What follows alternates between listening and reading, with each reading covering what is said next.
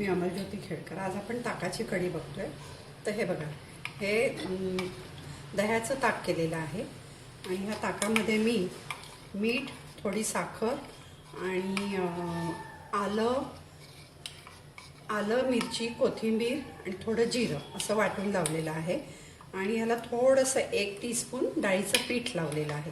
त्यामुळे कढीला असा दाटसरपणा येतो, कढी अशी पातळ होत नाही। आणि ह्याला फोडणीचं साहित्य आपल्याला साजूक तुपाची फोडणी करायची आहे। तर साजूक तूप, मोहरी, नंतर त्याला थोड्याशा मेथ्या घालायच्या फोडणीला, हिंग आणि कढीपत्ता। कारण मी मिरची वाटून घातलेली आहे, त्यामुळे मिरची आता फोडणीला घालायची नाही। ज्यांच्या घरी लहान मुलं आहेत त्यांनी मिरची फोडणीला घाला।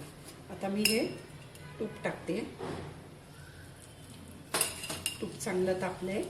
आता ह्याच्यामध्ये आपण मोहरी घालू। मोहरी तडतडली की त्याच्यात हिंग घालू। हिंग घाला की ह्याच्यावर कढीपत्ता घालू आणि ही फोडणी आपण ह्या कढीवर टाकू।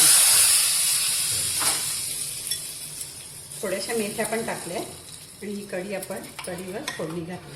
आता ही कढी फोडणी घालून तयार आहे। तुम्हाला जेव्हा जेवायचं असेल त्यावेळेला ही कढी ढवळून चांगली वाफ येऊन द्यायची। त्याला कड येऊन द्यायचा नाही। कड आला की ती कढी फुटते, म्हणजे अशी पाणी आणि वेगळं वेगळं होतं, पाणी आणि त्याचं दही असं वेगळं वेगळं होतं। त्यामुळे ही कढी आता तयार आहे। त्याच्यामध्ये फक्त वाफ घ्यायच्या, चांगल्या दणदणून वाफ आली की गॅस बंद करायचा, सतत ढवळत राहायचं की तुमची कढी तयार। कशी वाटली? छान वाटली असेल तर नक्की करून बघा, पटकन होते। जर तयारी थोडीशी केली तर तुमची 5 मिनिटात ताकाची कढी तयार आणि या दिवसात खायला पण छान। धन्यवाद।